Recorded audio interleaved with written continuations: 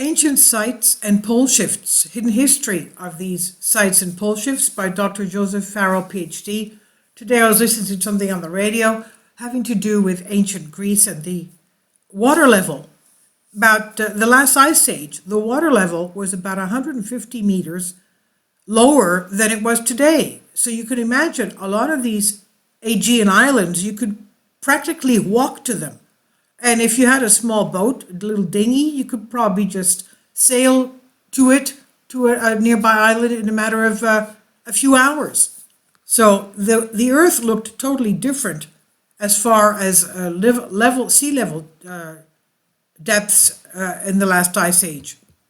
Now, source is Giza Death Star.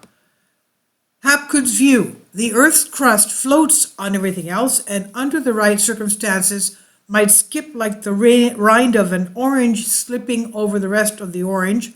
It's a model attractive to some catastrophists, as a sudden slippage of that nature would cause all manner of havoc and destruction, from floods and earthquakes to volcanism and massive topographic changes. I recently saw a video having to do with the earthquake during the crucifixion at 33 AD, and this was marked by geologists at the Dead Sea sediments. The Dead Sea, of course, at that time was covered with water, and now it's like maybe 50 meters, 150, 200 feet dry.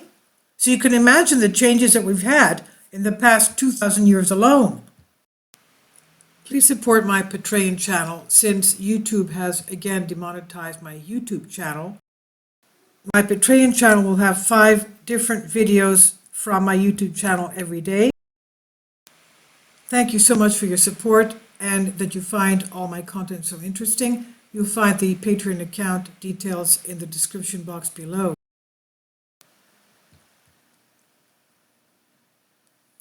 Ancient sites and pole shifts. Joseph Farrell says the geezers have been out in force this week, combining through the internet, combing, and that's certainly true with today's offering spotted and shared by MS. And a big thank you. And this one is a whopper doozy, being nothing else less than an article from the Journal of Scientific Exploration by Dr. Mark Carlotto, which correlates the location of certain ancient and megalithic sites to poles that have since shifted. If that seems highly significant, it is.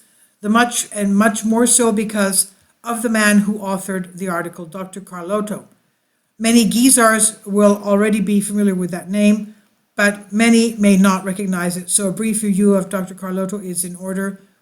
Dr. Carlotto was involved early on in the 1980s in pioneering computer analysis of digitized photographs, and actually authored the algorithms of some of the computer analysis programs for photographs, both for the American military and for its space program. As such, Dr. Mark Carlotto was brought into the analysis of the Viking photographs of the face on Mars and the surrounding area of Cydonia on Mars by Richard Hoagland back during the days of his earliest analysis of those anomalies. Carlotto thus formed a part of Hoagland's Mars mission team back in the late 1970s, early 1980s, along with a host of other scientists, anthropologists, artists, and so on, before Hoagland's Mars mission morphed into his current website, enterprisemission.com. Carlotto went on to offer his own theories on the Martian anomalies, authoring a book and several articles on the topic, and concluding on the basis of astronomical alignments that whatever disaster as befell Mars and the Cydonia region may have occurred around 650,000 years ago. Now let me remind you of, I do have a playlist of the Emerald Tablets written by Thoth the Atlantean, and remember that the Atlanteans, those people lived tens of thousands of years. We have the Sumerian kings list. They used to live 10, 20, 30,000 years, each king. Now, Thoth the Atlantean said that a general, an exiled general, was sent to live on Mars, and that when he died, he was buried under a face sculpture on the surface of Mars, and with some, his lesser generals were buried in pyramids near the face, And why did they have a face for the top exiled general? Because anyone flying around would be able to see it very clearly on the surface of Mars. I guess something happened, and something, of course, took place that destroyed the atmosphere of Mars.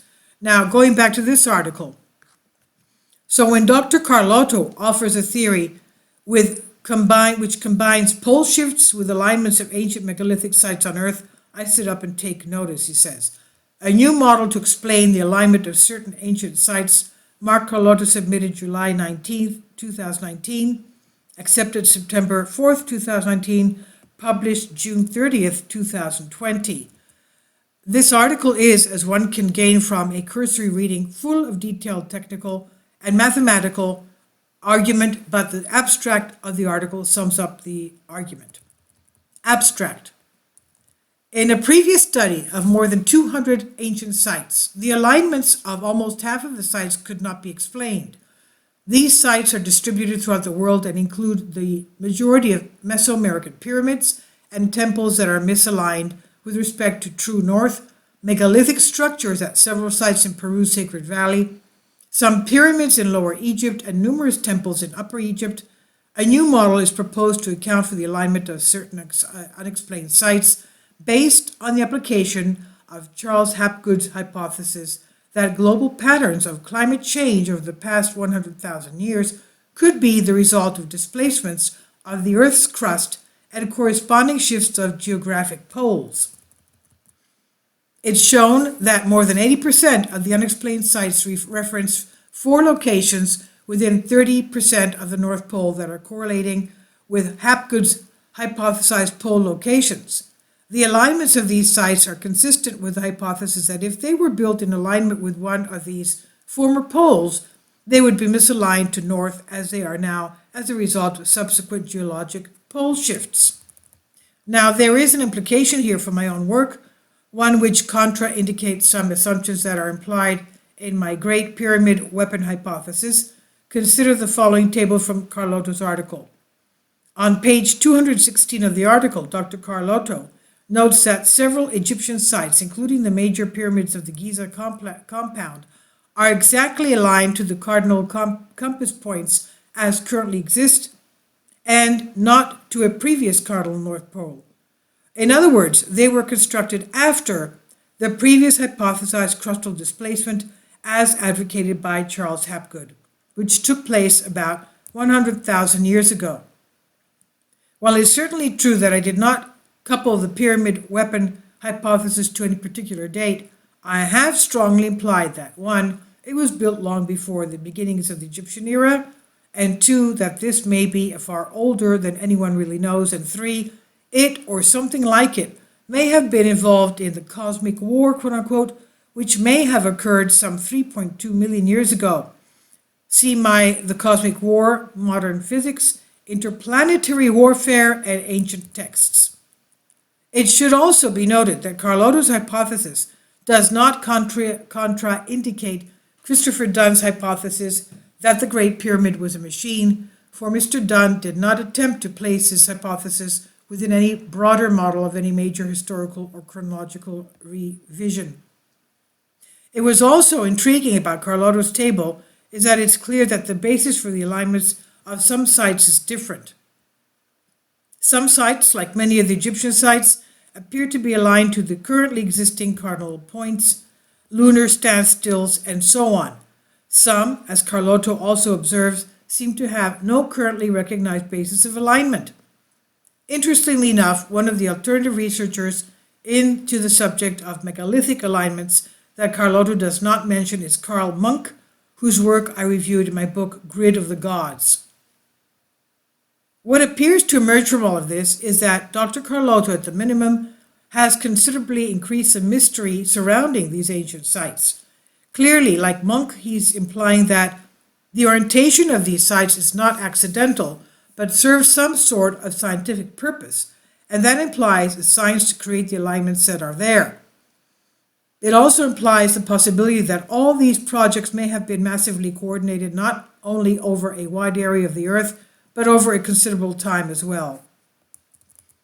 At this juncture, it appears that we're all back to the drawing board, and in that spirit, I offer a bit of very high-octane speculation. And that speculation is prefaced by my own personal skepticism of many years about Charles Hapgood's crustal displacement hypothesis. I have never bought into it, for it implies a radical, different geophysics than that of the standard model. On Hapgood's view, the Earth's crust floats on everything else, and under the right circumstances might slip like the rind of an orange slipping over the rest of the orange. It's a model attractive to some catastrophists, as a sudden slippage of that nature would cause all manner of havoc and destruction, from floods to earthquakes to volcanism and massive topographic changes. In my weapon hypothesis, I argue that whatever weapon as might have been used in that great cosmic war was a weapon that weaponized the fabric of space-time itself, and as such could perhaps be used precisely to cause that sort of massive geophysical disturbance. But for the moment, I remain skeptical of Hapgood's idea, or to put it simple, we're still missing something. See you on the flip side, he says. This is from Real Politic, and it's on Out of Mind too. I'll leave a link below for you for this. Please leave your comments, and thank you for your support.